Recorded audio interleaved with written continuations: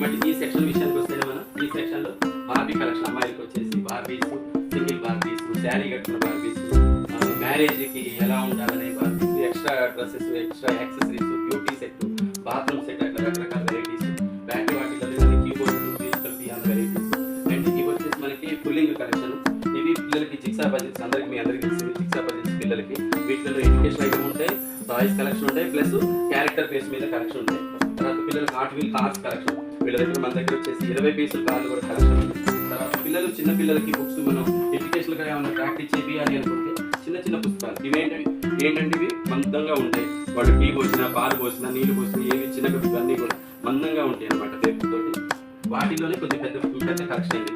వీటిలో nursery rhymes, alphabets, numbers, varieties ఉంటాయి. Plus flash cards గురించి. ఈ ఫ్లాష్ కార్డ్స్ అనే కలెక్షన్ ఎక్కువగా ఎడ్యుకేషన్ ఇన్స్టిట్యూట్స్లలో వాడుతుంటారు.